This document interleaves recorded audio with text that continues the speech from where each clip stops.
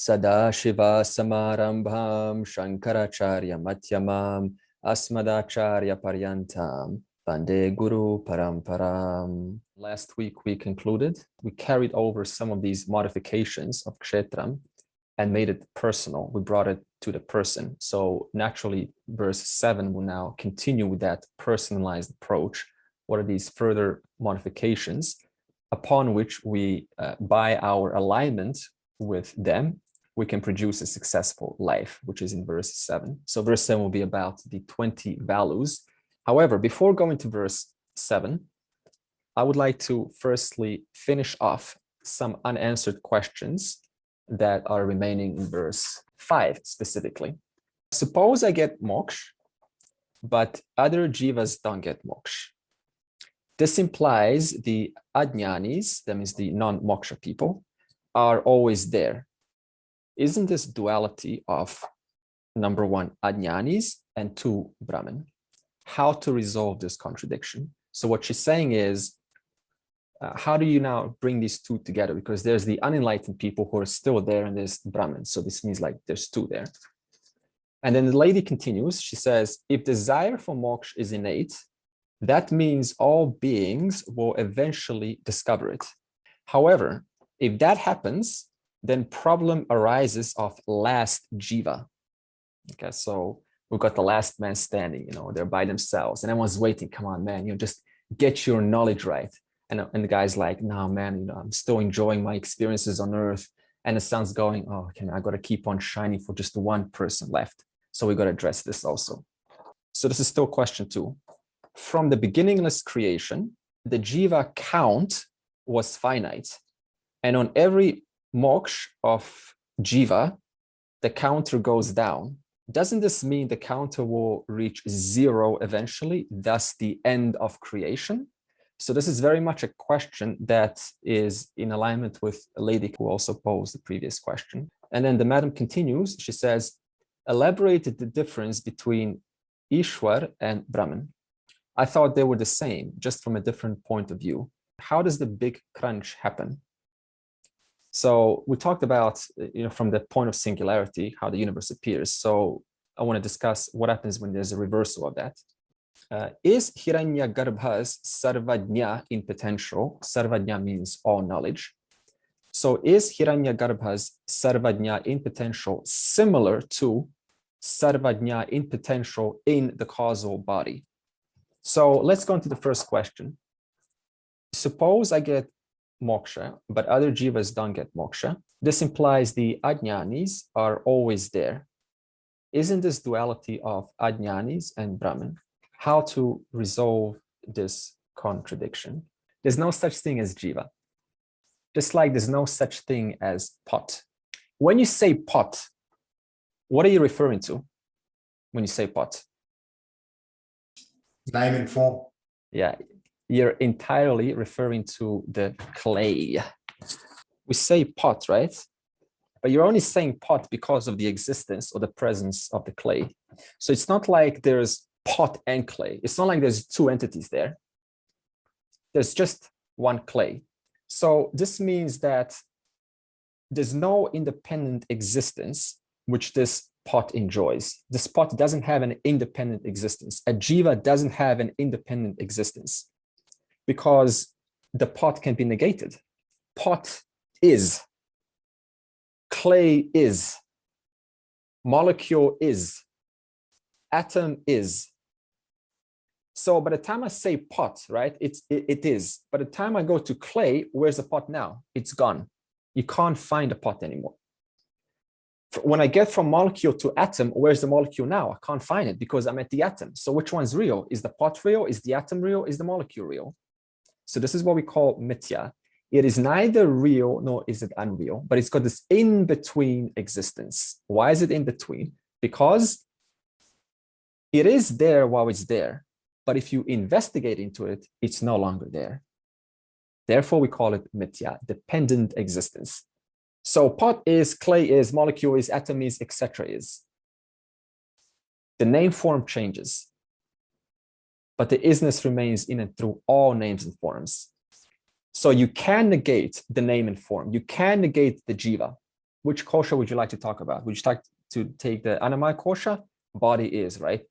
Bones are, the cells are. So you can just keep on going and negating every level that you're seeing. You want to talk about emotions? Okay, anger is. Okay, now what is the anger consist of? A thought of something that happened in the past. Okay, so let's look at that thing in the past. That thing is, right? Now, what does that thing consist of? Well, it consisted of two people coming together. And one said one thing to the other. Okay, what did they say? They said the words. Okay, word is.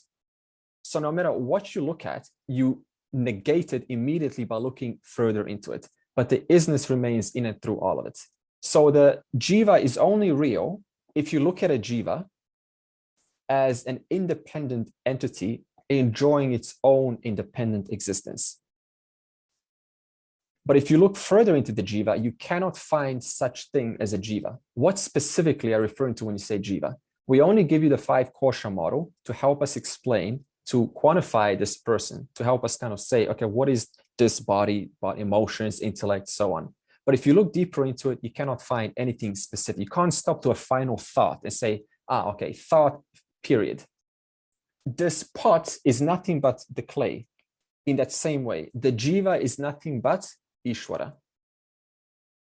And Ishwara is nothing but Brahman. High tide, low tide. Oh, I'm so tall and big and handsome. Oh, I'm so small and nobody sees me. Doesn't matter. You're still a wave in the ocean. The wave enjoys its existence because of the ocean. It's born out of the ocean. It's sustained by the ocean. It goes back into the ocean. It's got nowhere else to go but from the ocean. But the ocean also depends on the water, on the H2O. So when you refer it to a wave or an ocean, what are you actually referring to? H2O. Therefore, there is no such thing as jiva and Brahman. There's only Brahman. Just like there's only H2O. I'm referring to the wave only because of the water. I'm referring to the ocean only because of the water. So water alone is in and through all names and forms, including the ocean, entire universe, but also distinct forms that we attribute separate names to. This is why in chapter 2, verse 30, Krishna said to Arjuna, remember when Arjuna was grieving, and Krishna said to him, grieve not for these people, because their essence is Atma alone. Owing to your ignorance, you think they are people, therefore you are grieving, but their essential nature is the one content, the one truth.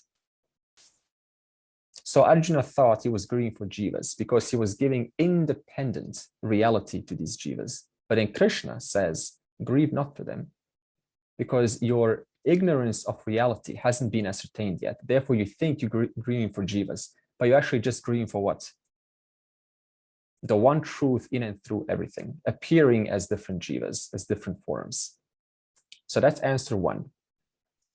Can I ask a related question on that? Last week, you mentioned that the whole world exists because of the desires of jivas. If there aren't any jivas, if jivas and Brahman are all one and the same, then whose desire has created this universe? Whose desire has created this universe? Brahman itself had the desire? Or? Because the universe is beginningless and the jivas are also the universe, therefore the jivas having their desires for the world only to their ignorance, then therefore they create desire for the world. So who creates desires? The jivas. And who creates the world? Ishwara, because of the jivas' desires. In other words, I do not know that I am the whole. I think I'm an individual. And for that, what does this mean? I need the world to feed me, to fill me up. So this means Ishwara has to provide the world for me also. It has to provide a field, a kshetram, whereby I can express my desires. Why am I expressing my desires? Because I think I'm an individual who is empty, who needs to fill myself up. And therefore, then the world gets created. But doesn't this create a sense of duality? Because now we're talking about jivas having desires. Jivas certainly have desires. And for that reason alone, there is a creation to let the desires be expressed.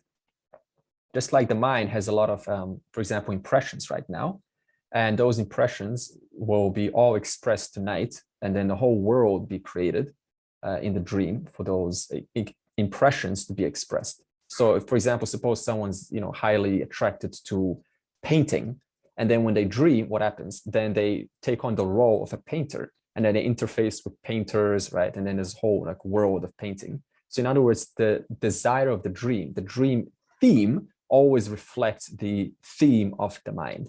In that same way, the entire universe always reflects the entire theme, the collective desires of all jivas. So this is why I said last session that this universe is nothing but a reflection of the totality, the sum total of all of the jivas, whereby they can express their desires only to their ignorance, thinking that I am an individual who needs to fill myself up.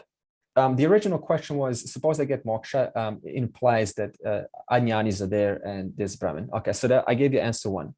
Answer two is, you can only ask that question from the standpoint of the dream, which is what I just mentioned. So in the dream, there's apparent duality, of course. It seems like there's differences, and there's the moon, there's the sky, there's the mountain, and it's so many things there. But the entire dream world only resolves into the one conscious being. So it's not like there's the dream objects and the conscious being. The entire material of the dream is made of the conscious being. All of the thoughts are made of the conscious being, of the one conscious being, right? All of the emotions and the stories and the love and the drama, everything is the one content, the one intelligence of that one conscious being. So upon waking, a dream of apparent duality, it resolves into what? None other than that one conscious waker. In other words, waker alone is in and through every object in the dream. But that waker alone remains even when the dream is no more. So again, what I'm bringing here is there's no such thing as two entities. It is only one being. Through its power appears as the many. Question two, if desire for moksha is innate, that means all beings will eventually discover it. However, this happens to bring the problem of a last jiva, a lonely person that finds something to do. From the beginningless creation, the jiva count was finite, and on every moksha of jiva, the counter goes down. Doesn't this mean that the counter will reach zero eventually, therefore the end of creation? It's a one jiva down, trillions more to go, okay. It says the jiva count was finite. No, jiva count is infinite. Now, of course, you're going to ask, how do you prove that, right? But I'll get there. So jiva count is infinite. So what is 1 minus infinity? Infinity still, right? So no matter how many jivas attain moksha, there is still an infinite amount of jivas dispensed throughout the universe, in all of the worlds. So the counter never goes down. It always remains infinite. This means that the creation for that reason cannot end, because the jivas cannot end. Now, the question is how to know that the creation will never end. Okay, tip. When did creation start? It didn't start. So what didn't start, can that end? No. Only what starts can end. What is beginningless cannot end because it never started. Creation is beginningless and it's not going to end. What is the one exception that can end, even though it's also beginningless? Ignorance. In other words, the removal of a notion which is false. For example, since just suppose there's one lifetime now. Since when did you not know Hebrew? Well, since the beginning. Since the beginning of what? Since the beginning of this lifetime, right? So, and when do you discover Hebrew? Since I take my book, walk into a Hebrew class and start removing my Hebrew language ignorance. So in that same way, the ignorance, beginningless, that is, of one's wholeness, since when was that? Just like Hebrew, not only since this life, but also from all of the previous lifetimes. Therefore, that knowledge alone can also be removed through knowledge. However, there's one exception. If you remove Hebrew ignorance, then what happens in the next lifetime? You get Hebrew ignorance again, right? So just like every lifetime, right? We've got to learn how to walk. We've got to do the basic stuff every single lifetime. So removal of ignorance of the nature of the self is the only exception whereby it no longer produces the jiva. I'll talk about why that is so. Now, I pose the question, how to know that the jiva count is infinite? Can someone give me some ideas on this question? Brahman's infinite. That's okay, sure. That's one way to explain it. Therefore, there's no such thing as finite in infinity. Good. If the count wasn't infinite, then all jivas would already have achieved moksha. There'd be no manifestation. The fact we're here. Super. Okay. So Robert really got the logic right. So we said that creation has already existed for how long? Since infinite amount of years in the past. So what does that mean? That every jiva has already have gotten infinite amount of years to exhaust their karmas. And yet it hasn't happened. Here we are again. So you could have asked the same question 25 trillion gazillion years ago. The answer would be the same. It doesn't matter because the universe was still beginningless. And if it was beginningless, it would have given everyone enough time to exhaust their karmas, which means the creation would have stopped by now. But it hasn't stopped by now, just as Robert said. On the infinite, if there's finite amount of matter in the universe, in this current universe, and jivas are made of matter, so how can there be an infinite number? A finite amount of matter. There's only as much matter as is needed for the objects in this creation. So I wouldn't say it's either infinite or finite. There's only as much as is needed because everything is in potential. What is potential? Infinite potential. If you need 20 million universes, that's how much matter you're going to get. Enough matter for 20 million universes. So you said that ignorance can end. And then how I've understood it is that the only reason that there's a separation of like jivas and Brahman is because of ignorance.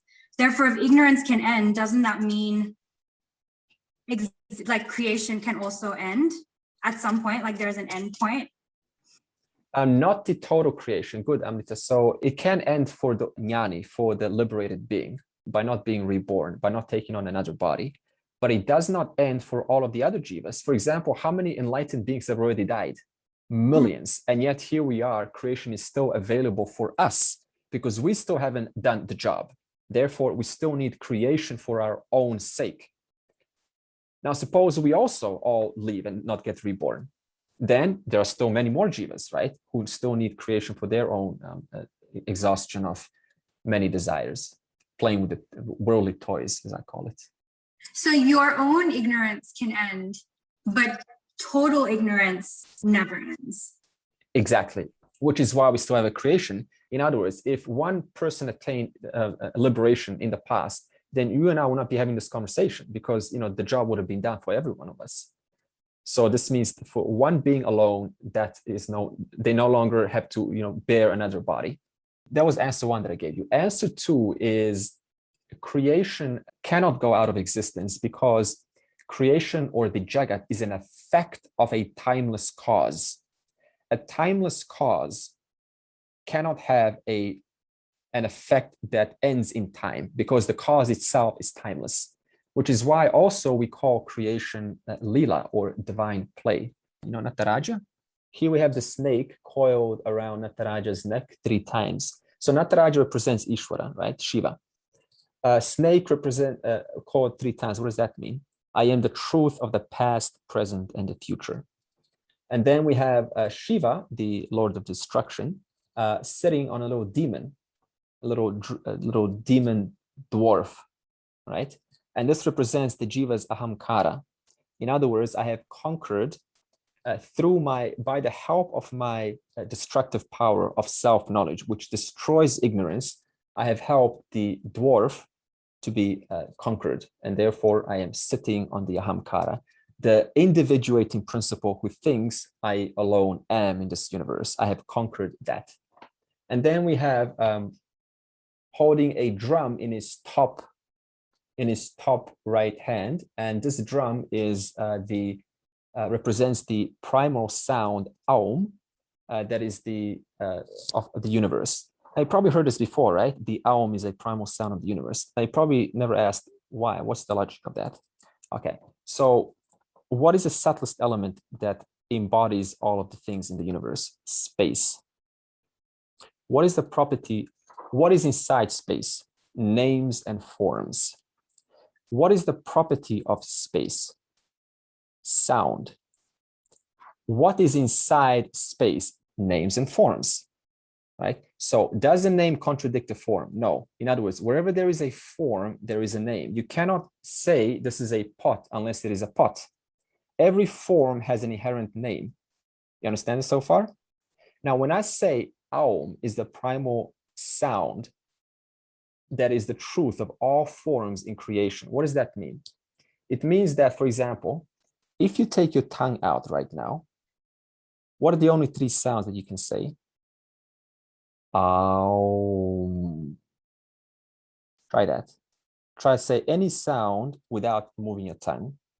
You can't even say E. You're going to say, what about E? You're still making your the back of the throat tighter by saying E. So only Aum, naturally alone, are the natural sounds in the universe. So what does this mean? A sound being the property of space, and what is inside space? Forms. And does a form contradict the name? No. Therefore, wherever there is a name, that's exactly where a form is. And what is a name except a combination of Aum? In other words, when you say a mountain, for example, all you're doing is you're saying Aum and you're moving your tongue and you're changing the inflection of this primordial sound of Aum. And therefore you're having the word Aum. Mountain. Just say mountain. You basically just said ow and then mountain, and then just move your tongue and therefore it sounds like mountain. So Aum is the sound of all forms, and forms do not contradict the names. And in order to say the name, you need the sound.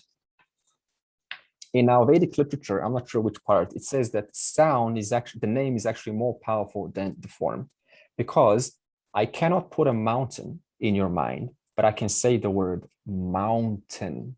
How did I do that? By using Aum and moving my tongue in such a way as to produce the word mountain. And what do? I automatically put the actual form mountain inside your mind, just by using what? Three sounds, Aum, and moving my tongue to make the word mountain. And then we've got a calm face, which represents a detached awareness, who is enjoying his cosmic intelligence, Sarvajna, which we talked about, Hiranyagarbha. And then we've got, see the legs? Remember Ganapati, how one of his legs is always down and one of his legs is up? Not two, again, represents non-duality. And then we've got the ring of fire, which represents the universe, and fire represents the ongoing changes in the universe that are giving rise to new creation to take place. So Nataraja is a wonderful example of this lila, of this divine play, which is a result of jiva's desires. Now, the lady further elaborate the difference between Ishwara and Brahman. I thought they were the same, just from a different standpoint. Ishwara is pure awareness, chit, reflected in Maya. When I say chit, I'm talking about Sat Chit Ananda. So what is Ishwara? Pure awareness, chit, which is nothing but Brahman, reflected in Maya. And this reflection is called Ishwara, or the other name for it is Chidabhasa. I said this last week, reflected consciousness. So the formula goes like this: Brahman, which is awareness, conditioned by Maya's Triguna Shakti, equals Ishwara, equals God. So this means that Ishwara is not strictly Brahman, because Ishwara is reflected awareness and Brahman is original awareness, non-reflected awareness. So this means that Ishwara is still Mithya, because it depends upon Brahman, just like the ocean depends on the H2O. And this also should answer what Robert said last week. If Ishwara is mithya in respect to Brahman, yet we define Ishwara as all knowledge, all power, how can all knowledge, all power be defined mithya? Because all knowledge, all power still depends upon awareness. What is there to know about the intelligence unless there is a conscious being in whose presence the changes and the destruction and the universe is taking place? Now, I also want to add some specificity to 3 words. Remember when I drew up this diagram, I said Prakriti, and then we've got Maya, and we've got Karana Sharira. So I want to bring up the specificity between the words Maya, causal body, and Avidya, because we put Maya and causal body in the same category. However, for general purposes, this is usually what you'll see in Vedanta. So I'm now bringing you one step a little bit more specific, a distinction between Maya and causal body. So this Prakriti, which is made up of 3 gunas, power of Brahman, when this Prakriti is predominantly Sattva guna, then this Prakriti is called Maya. So what is Maya? Pure intelligence. What is Ishvara? Pure intelligence. All knowledge, all power. It is not contaminated by Raja guna or Tamaguna. When this Prakriti is dominated by Tamaguna, then we call this Prakriti universe or Jagat. And when this Prakriti is dominated by Raja guna, that means one of the 3 powers in it, then we call that Karana Sharira, causal body. We also call that Avidya. The word Avidya or ignorance is also associated to Karana Sharira in Vedanta. In fact, when we talk about the Karana Sharira in Vedanta, you will always see the word ignorance right next to it. Why is the causal body, Karana Sharira, equated to ignorance? What is the function of the causal body? To give birth to the subtle and the gross body. What does the subtle and the gross body presuppose? An individual. I am an individual. What does I am an individual presuppose? I am not the whole. What does I am not the whole presuppose? I do not know my full nature as the whole. I am ignorant. So what does this mean?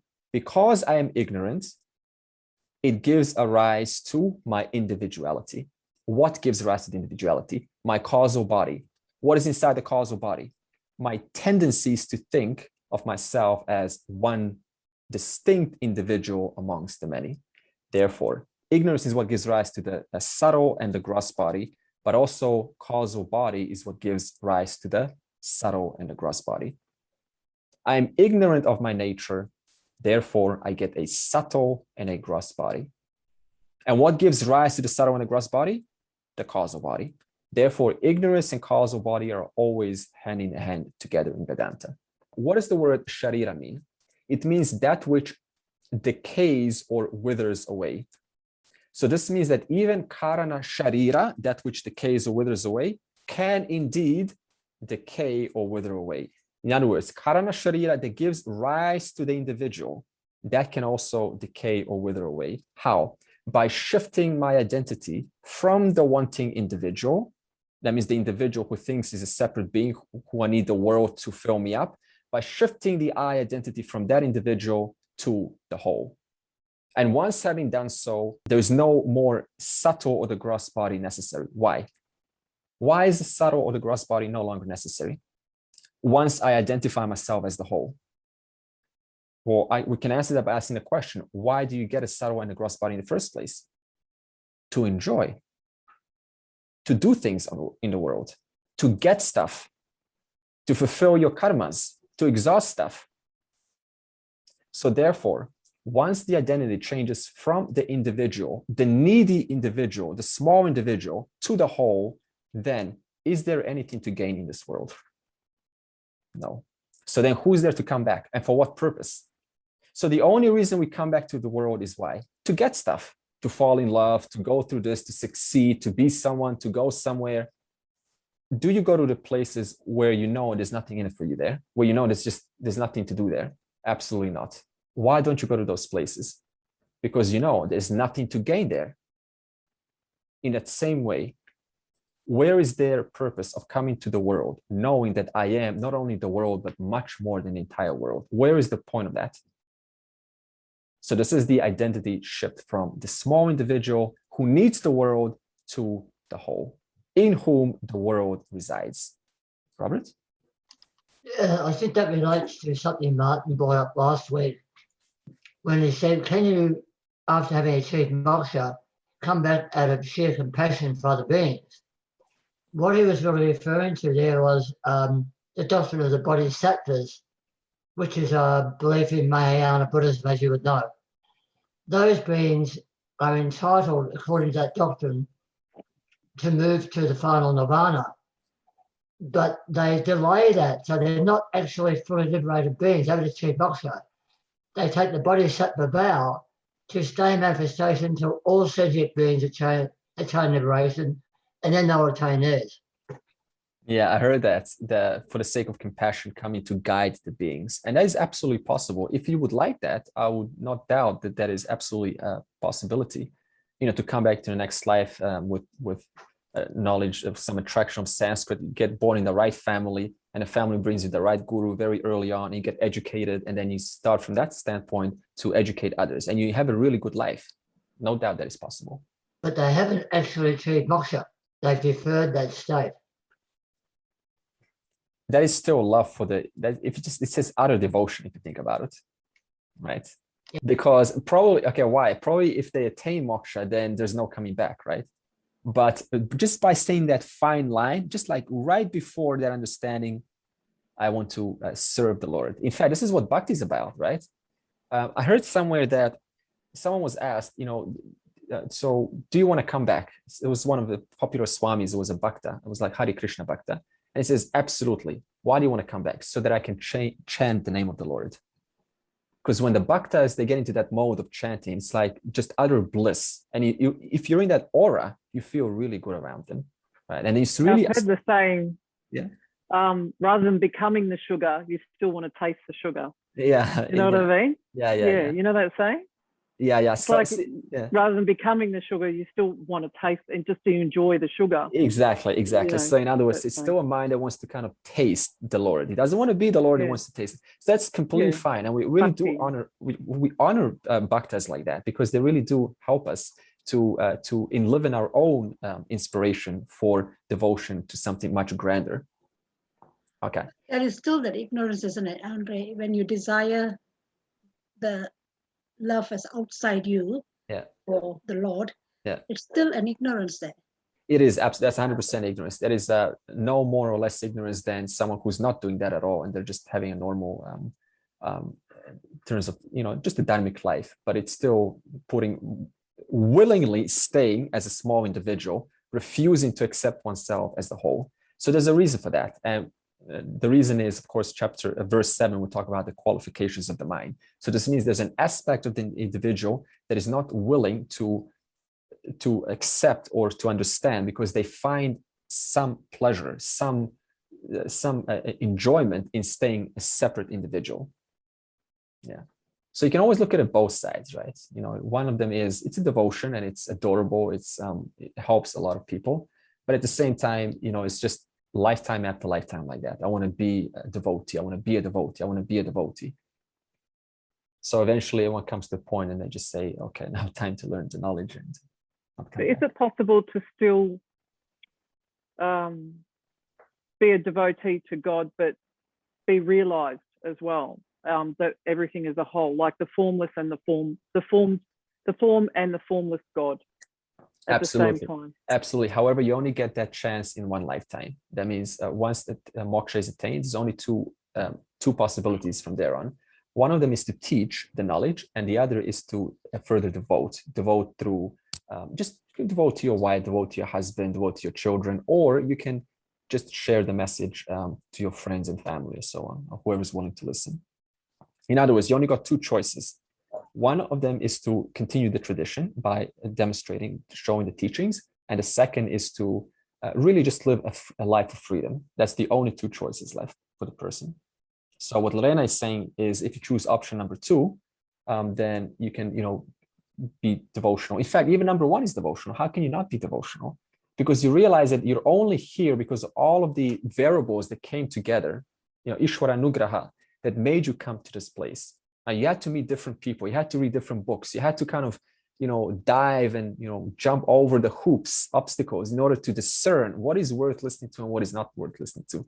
So many people contributed to your success. So why not worship? And how could you not worship Ishvara, that intelligence because of which you are here today? Okay. It's like gratitude. And gratitude, absolutely. It's just a helpless gratitude because, you realize I've been here for beginningless lifetimes. How many, just think about the variables that had to come together to finally realize and not even miss, oh, I'm not going to come back anymore. Oh, I missed the world. Just to come to that maturity of knowing that this world is in me alone. There's nothing missing in me. I alone am full. When a person says, I alone am full, it's referring to that understanding. It's not referring to the individual 5 koshas. So this prakriti, which is made of these 3 gunas, is endowed with awareness, with kshetrajna. This is why the jiva knows both about knowledge, which is sattva guna, but also knows about ignorance, which is tamaguna. So in other words, tamaguna nor sattva guna, they cannot cloud awareness. And what is this awareness? In fact, you are a living proof of this awareness. You know about the fact that you know stuff, but you also know about the fact that you don't know stuff. So this means you are not clouded by tamaguna, nor clouded by knowledge. That means you are free from knowledge, free from ignorance. Just the fact that you say, I don't know. So the fact that you say, I don't know means what? The jiva is both the kshetrajna, but also the kshetram, the knower and the known. Dissolution, talk about that. How does the big crunch happen? Okay, so at the time of creation, there's an order. It's not like there's an actual order, but we give it in order so the mind can quantify it. And this order goes from the subtlest of the subtlest elements to the grosser elements: space, air, fire, water, earth.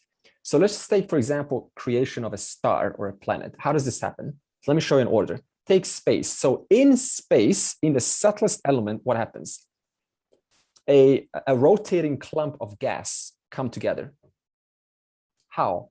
Through the law of gravity. Remember the grand force that I explained last week, which consists of 4 forces: gravity, electromagnetism, strong nuclear force, weak nuclear force. Helium and hydrogen, they come together by the force of gravity.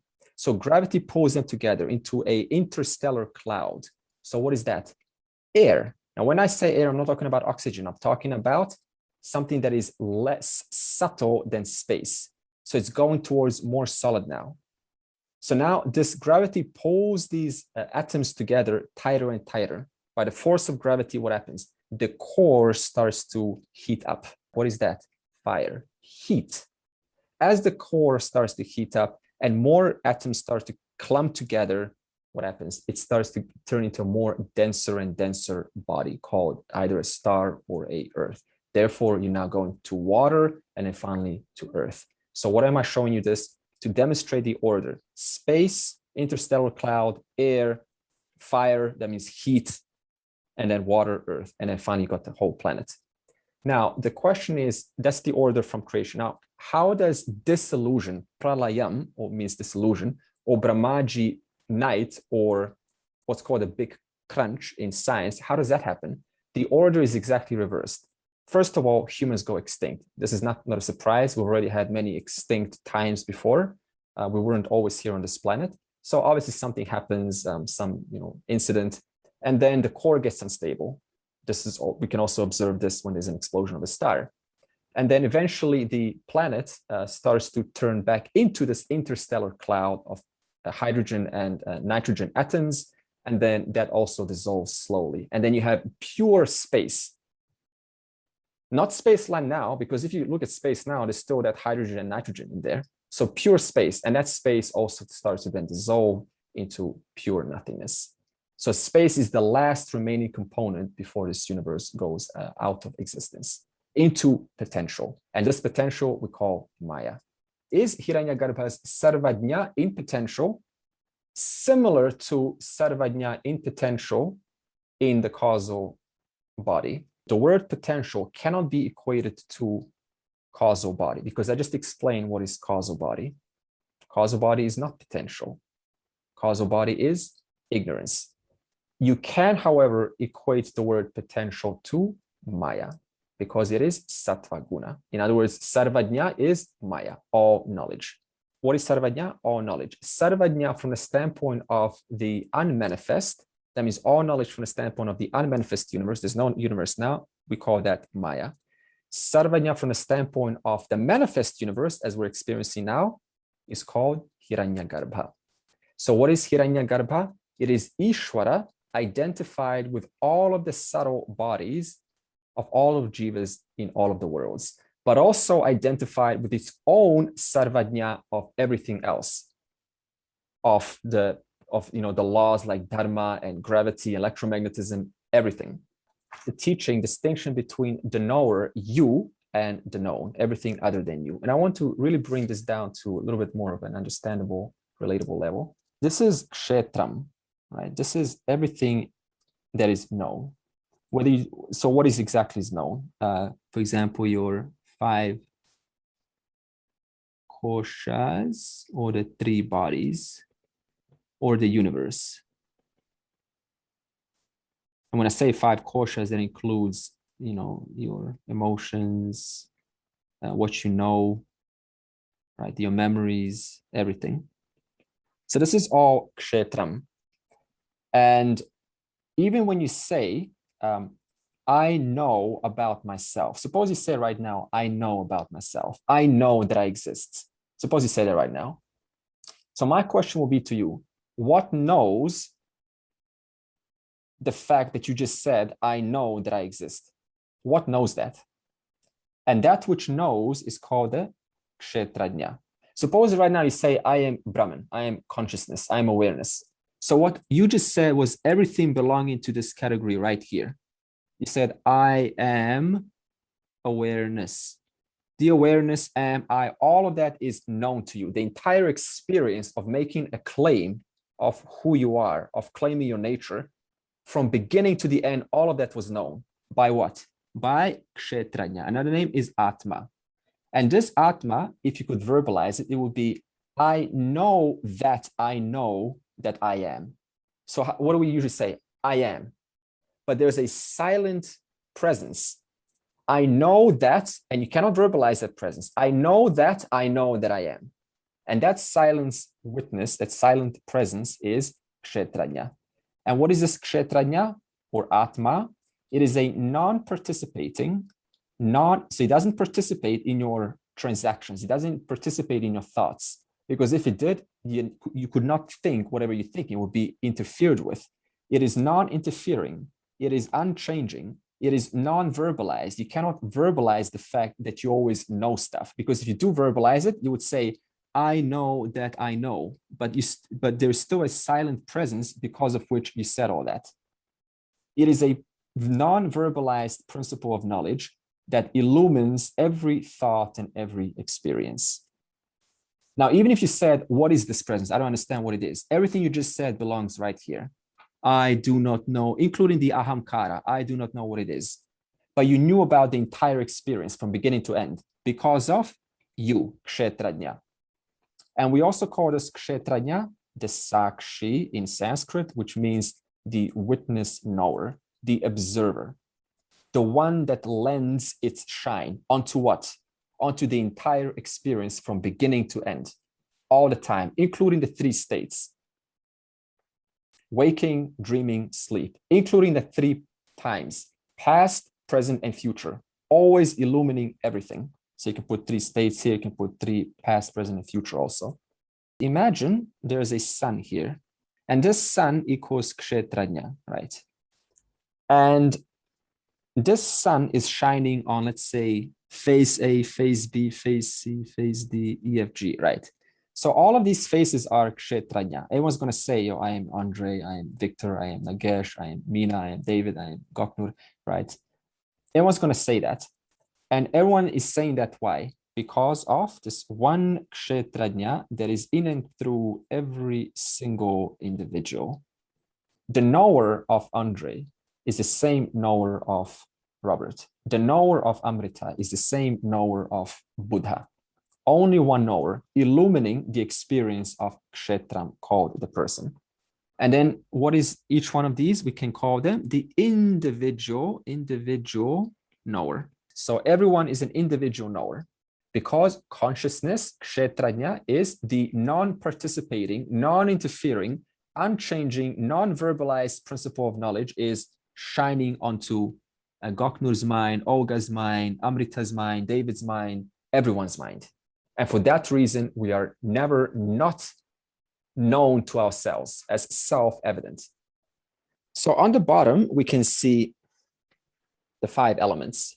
So this is the manifest universe. In other words, the universe that is made of the 5 elements. So everything you touch, see, smell, taste, all of that is a composition or the mixture of one of these 5 elements. So suppose this triangle is, okay, it's the mind. So we'll say someone's mind here, right? So what's happening? Constantly, the world of 5 elements, the material, is entering it's a stimuli, and it's being entered through one of those jnana indriyani. That means through the ears, through the skin, eyes, tongue, and nose. So if you take away the nose, right, you would still have all of these present in the world, but the nose could no longer pick up. So in other words, then earth would still be there, but you could not pick up that, that scent. So in other words, you would have a world minus smell. Okay.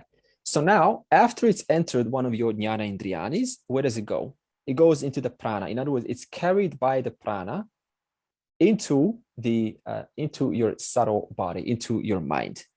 So where does it go? Remember how I spoke about it goes into your screen of your mind? So it has to come somewhere. It has to replicate the objects of the world. So if there's a ball over there, it has to be replicated in my mind. So right now, you're seeing in the screen of the mind this actual poster, right? Now, this subtle body consists of the mind, the intellect, the ahamkara, and also the chitta. Chitta should be here, which means memory. Now, memory consists of 2 kinds of memories. The first is your unconscious memory. I'm sure you heard this before in psychology, right? Unconscious memory. What is unconscious memory? It is the memory which we collect since childhood. That means those impressions which have been indoctrinated through parents, through society, through religion. And there are those very early childhood memories that have been shown to us, which we don't remember.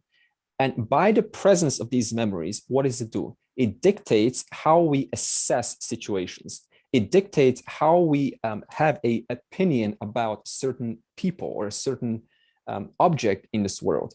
In other words, our prejudices, our personal subjective view of the world gets interpreted in the light of chitta, unconscious memory, which has begun since birth in this lifetime. The second type of chitta memory is what we call samskaras. In other words, memories which come from the past life. And where do these memories come from? These samskaras or vasanas, they come from the causal body. So sometimes we have a certain, for example, we feel close to a certain tradition. We feel close to a certain group or community. Why? Because there's a strong imprint, a strong samskara coming from the causal body, which is manifesting in the chitta as a subtle memory. So we don't quite say, oh, I remember having chanted Bhagavad Gita in my previous lifetime. You don't say that, do you?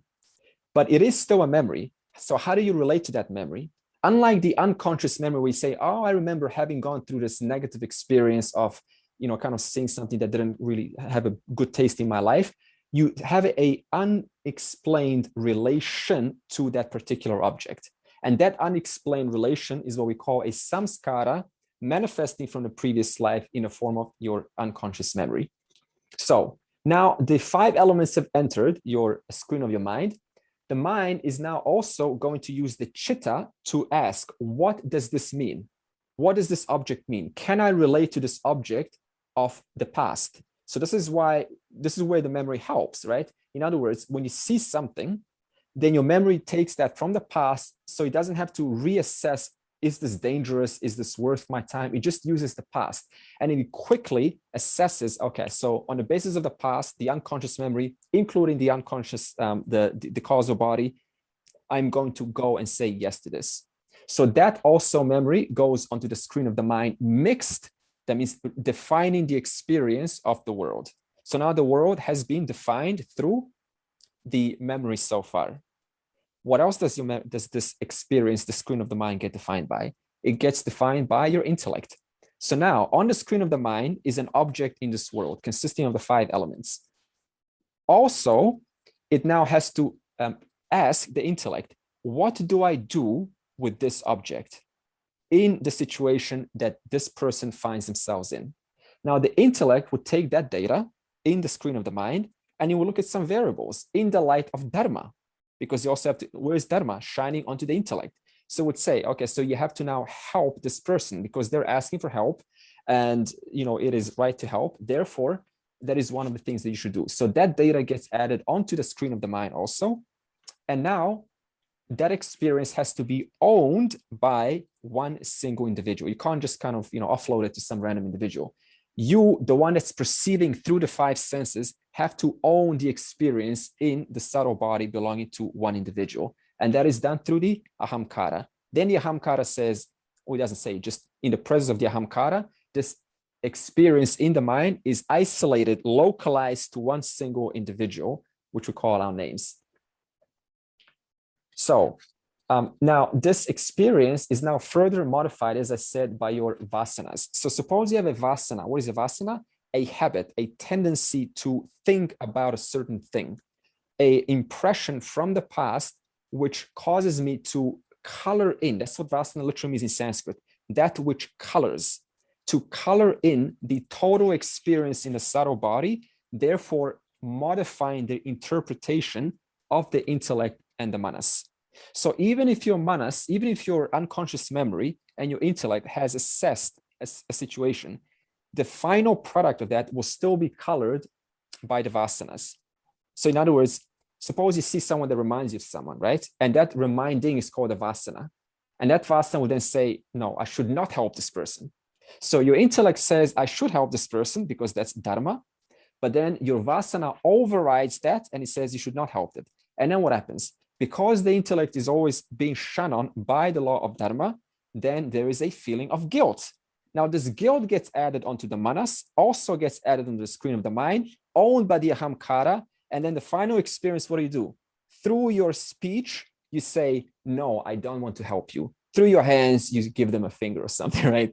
In other words, you give them some gesture that represents the intention which has been formulated in the subtle body through the processes which I explained. And then finally, all of your responses then go back into the world in the form of these 5 elements.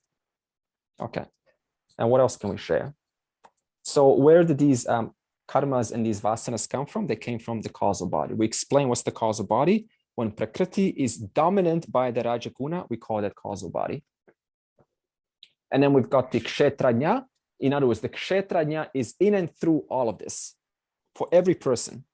That's why whatever is going on here, whatever sensation is going on in the body, made up of 5 elements, it is being awared, it is being illumined, shunned on by this one conscious principle called Atma or Kshetrajna. The color coding of Sattva, Rajas, and Tamas. Good. Okay, good. Yeah. Good, you notice that. So we will see that the intellect is predominantly sattvic. So this is why we say the only place where the knowledge of the self, Kshetrajna, can be directly discerned is in the intellect, because it is a pure mirror, a mirror that reflects the original consciousness onto the sattva guna. And then we can see that the ahamkara is dominant by the tama guna, and then the manas, which is the mind, which is often associated to emotions. What are emotions? A lot of movement, a lot of energy. What is rajaguna? That which is energetic, that which is alive, the energy, the power. Therefore, the manas is predominant by the rajaguna. That's why emotional people, for the most part, are very active, are very kind of like loud, right? Very out there, very alive, because rajaguna is very alive, very colorful energy. And also these three colors, it just represents that the entire creation is just a mixture, a combination of permutations of these three gunas. So the other question is, what dictates the difference between one causal body and another causal body? In other words, causal body for me versus causal body for you. Because what is the ultimate cause of everything? The three gunas. So by the combination, the infinite combination of these three gunas, it produces the qualities of the causal body for every single individual. So therefore, what's the difference between my personality and your personality?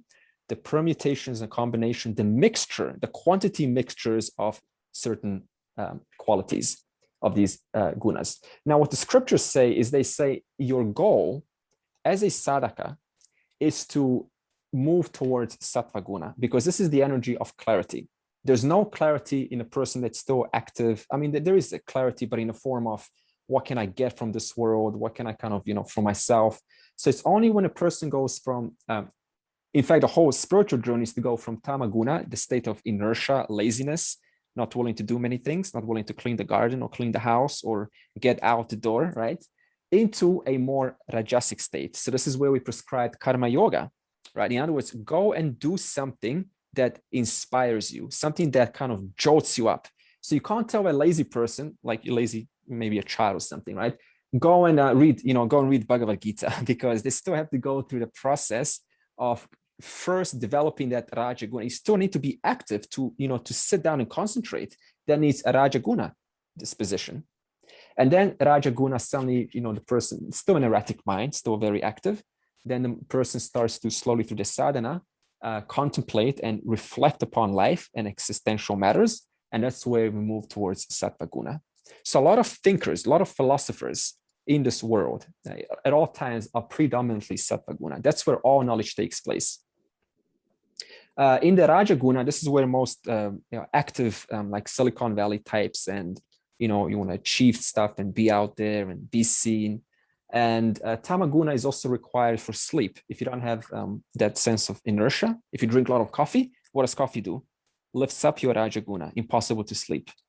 Therefore, Tamaguna is also necessary in certain situations because it is a stabilizing energy. It's that solid energy that puts the person down. It doesn't kind of not moving so many places. Yeah. So the goal is purify the mind. By the purification of the mind, person gets more calm, more peaceful, and that is called sattva guna. What are these two Om? Okay, so this is showing us that the jiva is a mixture of kshetram, the black, and kshetrajna. Kshetrajna represents the yellow. In other words, in this case, awareness. In other words, awareness shining in and through all of this. So it's revealing that, yes, don't forget, you are the Om. You are the light, illuminating light. Thing with the gunas, I think, although we say time is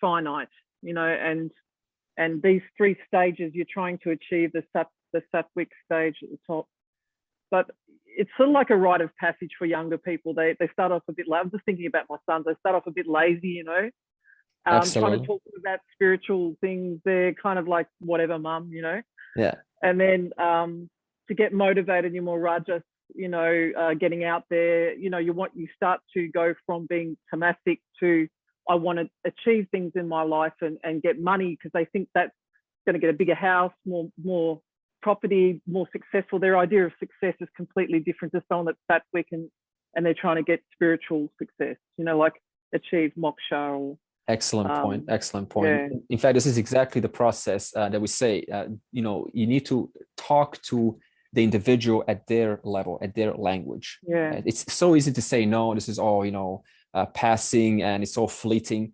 We first need to see the person. So the responsibility of a sattvic person is to take care of the rest of those who are still dominated mainly by these other gunas, which is keeping that knowledge in a state of partiality.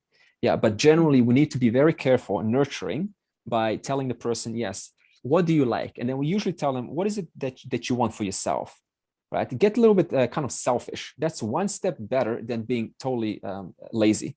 And then they say, well, I want to achieve money. Okay, cool. Then, go and explore that. Yeah. So it's a very gradual, nurturing process, careful process that we need to. There'd only be a few like Adi Shankara.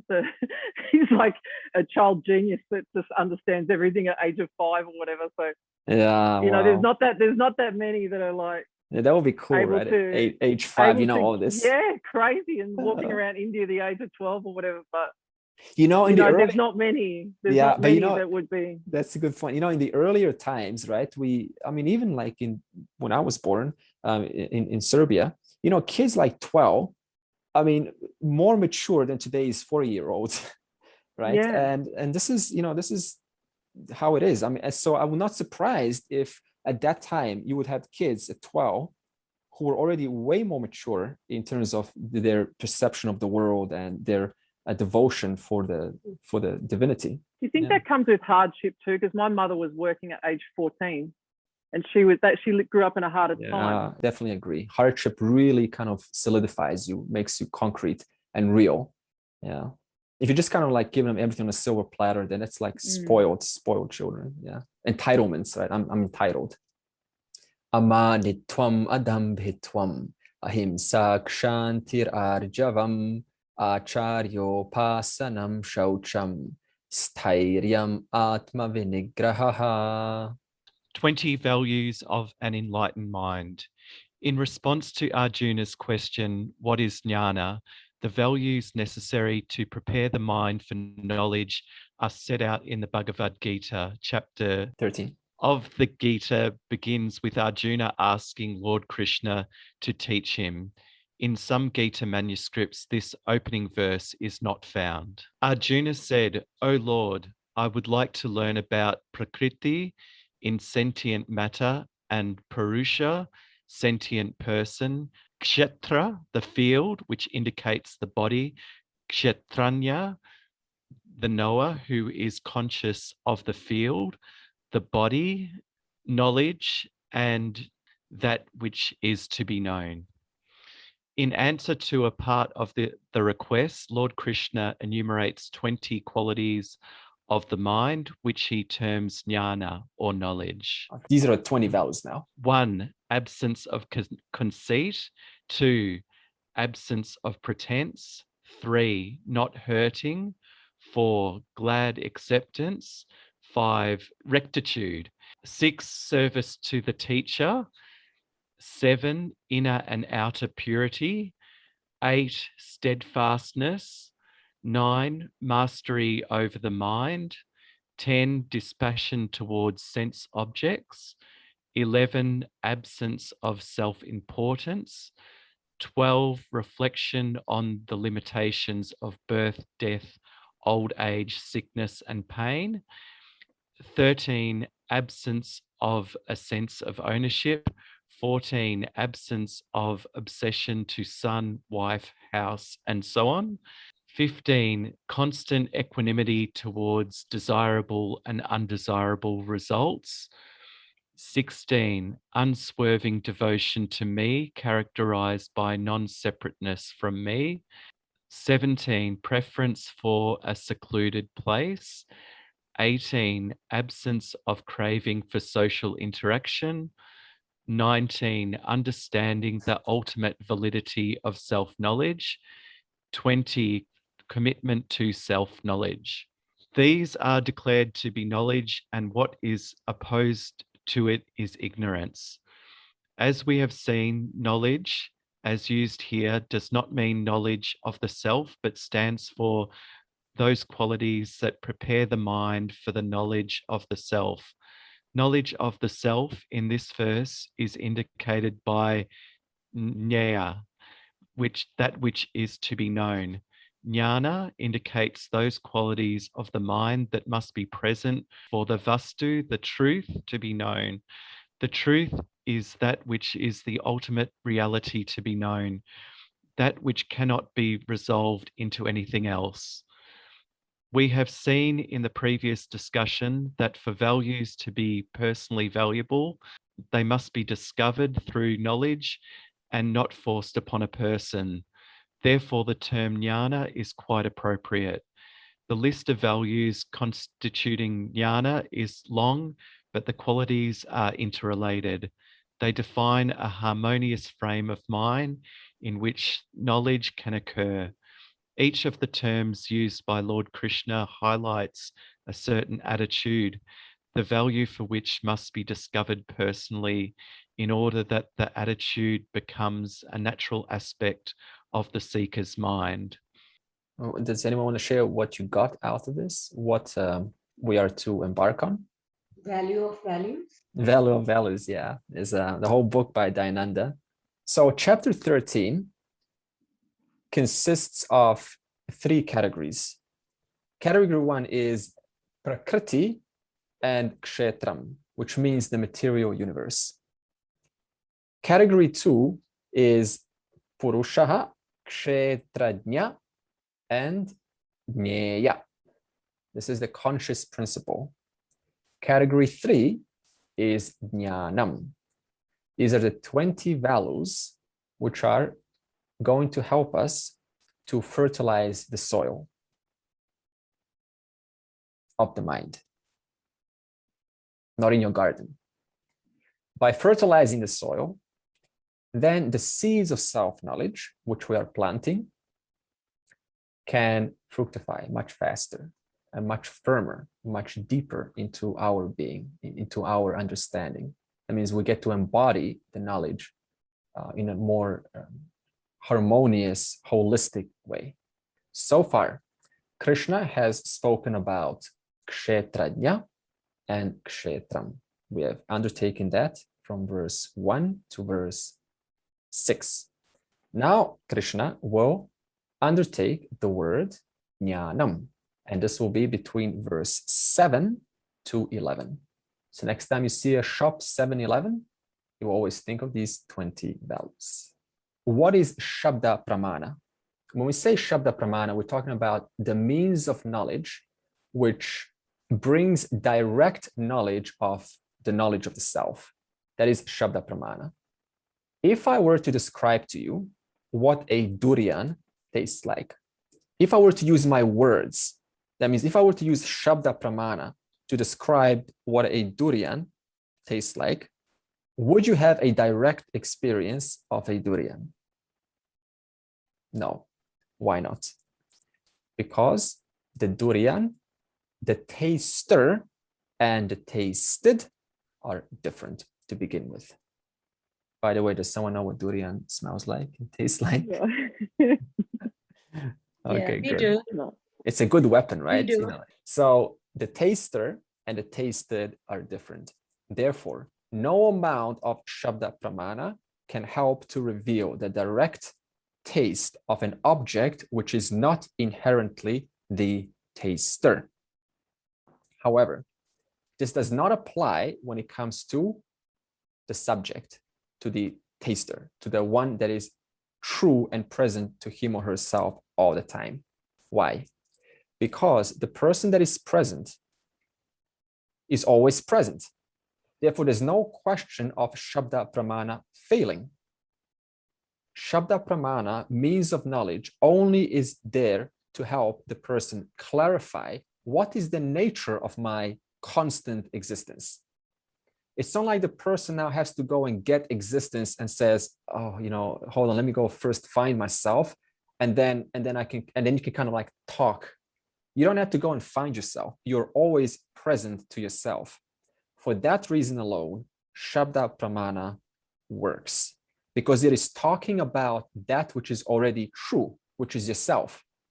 Suppose that even if the Shabda Pramana is provided, which is meant to reveal the nature of the self with total clarity, without any doubts, suppose it fails.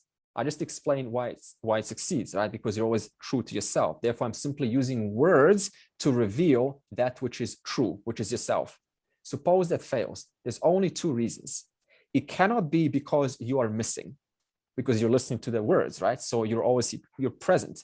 There's only 2 reasons. One, the teacher is not explaining the knowledge properly. They're not communicating in the way that is meant to be communicated according to the tradition. That is one reason. The second reason is, suppose that the teacher is explaining it properly, but the person still doesn't get it. What's the only other issue that's left. The person, the mind, doesn't get it. Who's listening? The mind. Therefore, the issue has to be then the mind. So, Shabda Pramana, firstly, the means of knowledge meant to reveal the truth, absolutely has power to do so, because you're always true to yourself. And we're simply peeling off those notions which says I'm an individual. I need the world for my fullness. We're simply peeling off those notions. Now, how exactly does this Shabda Pramana work? Creating a context for certain words, like in infinite or Brahman. But we also remove your subjective interpretations, because what happens is when a person hears I am Brahman, what's the mind going to do? It's going to visualize, okay, so now I've added a new identity onto this existing individual person, right? So the person puts themselves above the world. So how does Shabda Pramana work? By removing the possible subjective interpretations that the mind loves to create only to its unconscious mind, as I explained in the chart, but also its samskaras. In other words, it always wants to color in everything that the teacher is saying, and therefore it doesn't get the knowledge. Shabda Pramana removes those possible interpretations that the mind, which is listening, may create. So why did I just share this to you? Because where are we now? We are in talking about values. And now you're saying, okay, well, this knowledge is working, but I want it to work even more. So I just answered, why is it not working as much as you would want? Because the mind, that even though it got it, it still needs a few more qualifications. That if gained, then this knowledge would take a much firmer, deeper root. And we've already explained, the Shabda Pramana is there, it works. So therefore, the only other option is an unqualified mind. And what are we now doing? We are qualifying that mind so that it can pull this knowledge even deeper into its being. What is the consequence of an unqualified mind, of an unprepared mind? Distracted by other thoughts. Distracted by other thoughts, absolutely. I think living with contradiction. So it's going to not able to resolve its own notion in light of what it's just heard. Misunderstandings. So misinterpretation is going to color it in with what it wants to hear and not what is actually being said. It fails due to ignorance. It fails. In other words, it doesn't succeed at grasping the fullness of what is really being expounded. It rather takes it into a partial understanding. What else is the result or the consequence of an unprepared mind? Agitation. Agitation, good, because it is not willing to compromise its own ideas. It finds comfort zone in its own ideas. Therefore, when someone starts to speak about a different possibility, then the person's kind of like, oh, I'm agitated. And then what happens? I project it onto the teacher. I project it onto that one who is expounding this new idea. This is very common. Another consequence is it misleads others. Brilliant, good, because it innocently doesn't know. In other words, I don't know what I don't know. Therefore, all I know is what I know. And that to me is good as knowledge. It creates an accumulation of ignorance again. It perpetuates its existing notion. It's kind of like it listens to a truth and it reinterprets that truth to support its own pre-existing notion, what it wants to hear. Therefore, it just helps it to build itself, its own bubble even bigger. And that bubble then gets further spread to others because you're convinced, oh, wow, this is right.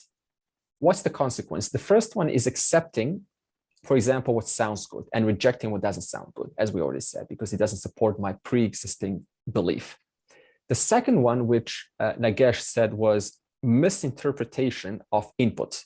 So whether that input is self-knowledge or whether that input is values of life, it still misinterprets that in its own favor. In other words, it doesn't account the whole, but its whole is as good as my own little whole, my own little bubble. Suppose that parents or a close associate they're abusive, and then the person, the child or the friend convinces themselves. They say, I deserve it. I deserve this. I did something wrong. So in other words, they start to justify because they have some relationship with this person. And then they kind of build this narrative why it's okay to be abused. So this is misinterpretation of ahimsa, non-injury. Why did no one help Draupadi when she was being disrobed? Why did everyone all the wise ones, and Yudhishthira, the 4 Pandavas, Bhishma, why did no one act and help Draupadi? This is a classic example of misinterpreting values and therefore being stuck. So what am I showing you now? When a value gets misinterpreted, what's the consequence of that? It is a direct impact on our environment, and it causes lots of grief and conflict. So Bhishma didn't act because he thought, or he interpreted the situation as Yudhishthira's problem. The four Pandavas didn't act because they thought that the authority of the older brother, Yudhishthira, was more important. Therefore, they didn't act. So in both cases, what are we doing? We're taking this non-injury and we are totally changing the interpretation of it. And then we justify to feel good about it. The Mahabharata, the story, it's not about, for example, as we often interpret, Yudhishthira is the one that does it all right, and Dhritarashtra or the Duryodhana is the one that does it all wrong. That's not what Mahabharata story is showing. It's showing that every side, both the educated side and the uneducated side, are making mistakes. And those mistakes need to be corrected. Otherwise, they just keep on persisting, causing inappropriate responses in the world, and therefore causing lots of suffering for our environment. So this is the topic that I would like to carry on next week. As you can see now, we're going a little bit more into kind of down to earth and how to live as a integrated, holistic human being, because this directly represents your maturity in terms of how well we understand self-knowledge. There's a direct correlation there. Sarve bhavantu sukhinaha, sarve santu niramayaha, sarve bhadrani pashyantu, ma kaschid dukha bhag bhavet. Om Shanti Shanti Shanti. May all be happy, may all be free from illness, may all behold good things, and may no one suffer. Peace.